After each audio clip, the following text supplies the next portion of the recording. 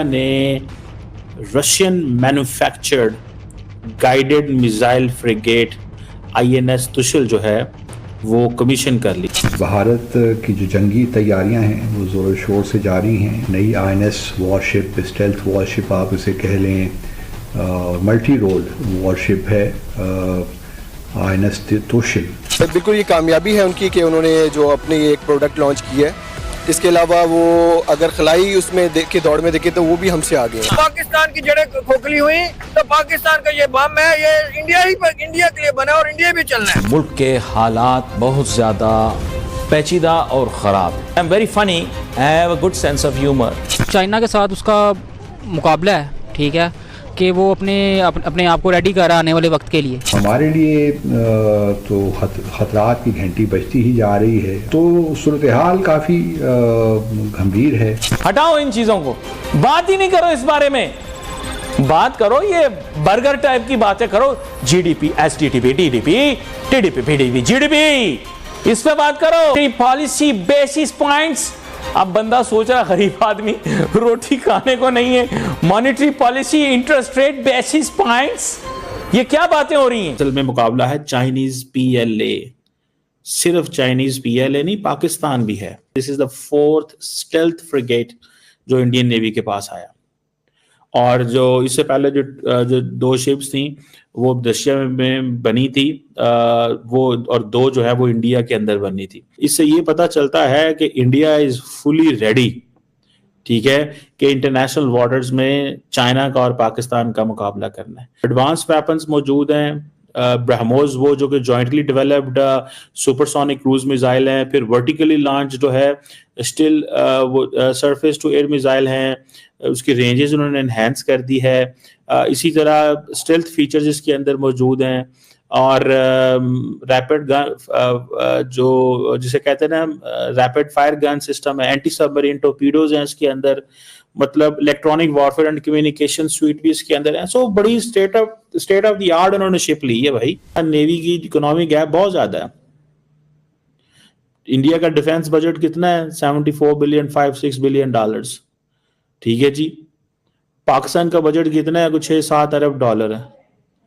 ये जो बजट की डिस्पैरिटी है, सबसे बड़ा तो प्रॉब्लम यही है। इंडिया के पास जो कार्गो शिप्स हैं they are more than 1800, Pakistan के पास सिर्फ 12। सुभान अल्लाह, इतना तो हमारी हुकूमत के काम है।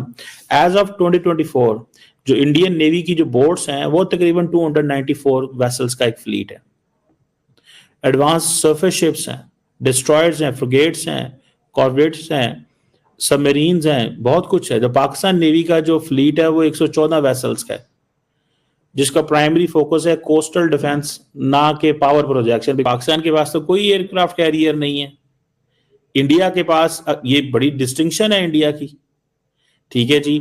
इंडिया के पास 2 एयरक्राफ्ट कैरियर्स हैं, तीसरा आई थिंक उनका चल रहा है। फिर आप देखें सबमरीन्स, अगर आप इंडिया की देखें, इंडिया की न्यूक्लियर डिटरेंस है, पाकिस्तान की कन्वेंशनल फ्लीट है, बिकॉज वी डोंट हैव ये न्यूक्लियर ट्राइड नहीं है हमारे पास। हमारे लिए तो खतरात की घंटी बजती ही जा रही है। और मुझे इससे भी देखिए, भारत बड़े अरसे से कोशिश तो कर रहा है कि कोल्ड स्टार्ट डॉक्ट्रिन जो उसका है, तो पाकिस्तान को भी थोड़ा बहुत अपने टैक्टिकल न्यूक्लियर वेपन्स को तैयार रखना पड़ेगा, ताकि कोई ऐसी सूरत हाल पैदा हो जहाँ जो कहते हैं व्हेन पुश कम्स टू शव, तो फिर पाकिस्तान को ये हथियार इस्तेमाल तो करने ही पड़ेंगे, क्योंकि हमने ये सिर्फ दिखाने के लिए तो नहीं। तो सूरत हाल काफ़ी गंभीर है।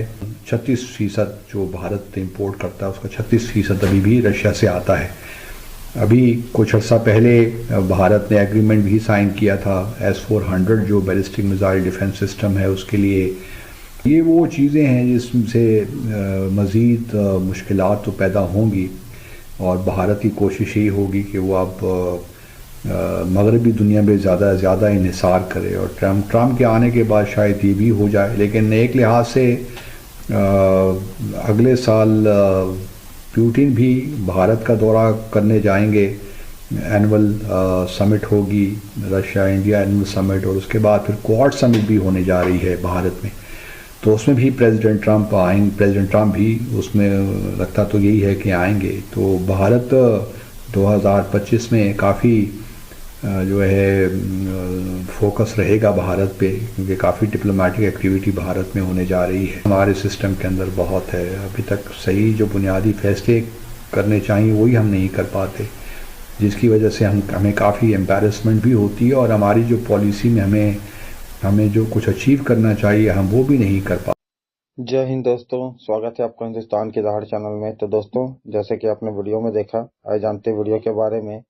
यूक्रेन और रूस इस समय एक दूसरे का खून बहाने में जुटे हैं, लेकिन भारत का युद्धपोत बनाने के लिए दोनों देश एक साथ आए हैं। रूस ने युद्धपोत बनाया तो यूक्रेन ने उसमें अपना गैस टरबाइन लगाया। ये टरबाइन यूक्रेन ने जंग के बावजूद रूस को भेजा। भारत के नए जंगी जहाज आईएनएस तुशिल के बनने की कहानी। भारत के रूस में नया stealth missile frigate INS Tushil बनवाया है। ये $2.5 बिलियन 21,000 करोड़ से ज्यादा की ये डील 2016 में हुई थी। तब यूक्रेन और रूस के बीच जंग नहीं थी। रूस भारतीय नौसेना के लिए 4 स्टेल्थ फ्रिगेट बना रहा है। इस डील में 2 युद्धपोत रूस में बनने थे, 2 भारत में बनाए जा रहे हैं। आईएनएस तुशिल और तमाल रूस में बन रहे हैं। तमाल भी अगले साल भारतीय नौसेना में शामिल हो जाएगा। तुशिल अपग्रेडेड क्रिवाक 3 क्लास का मिसाइल फ्रिगेट है। इसे प्रोजेक्ट 1135 के तहत बनाया जा रहा है। इस जंगी जहाज में 26% हिस्सा स्वदेशी है, लेकिन इसके प्राइमरी इंजन यूक्रेन ने बनाए हैं।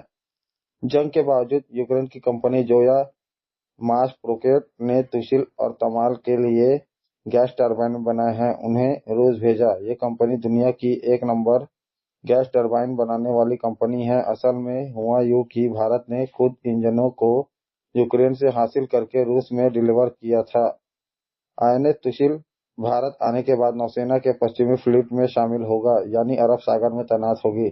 यह दुनिया के सर्वश्रेष्ठ अत्याधुनिक फ्रिगेट में से एक गिना जाएगा। इसे बनाने में भारत की तरफ से इसमें BrahMos aerospace private limited, Bharat electronic limited, Keltron, Tata की Nova integrated systems, Elcome marine और जॉनसन कंट्रोल्स इंडिया कंपनी शामिल है। INS Tushil supersonic cruise missile BrahMos से लैस है। इसके अलावा भी कई नई भारतीय और रूसी तकनीक इसमें लगाई गई है। तुशिल का मतलब होता है अभेद्य कवचम, यानी प्रोटेक्टेड शील्ड।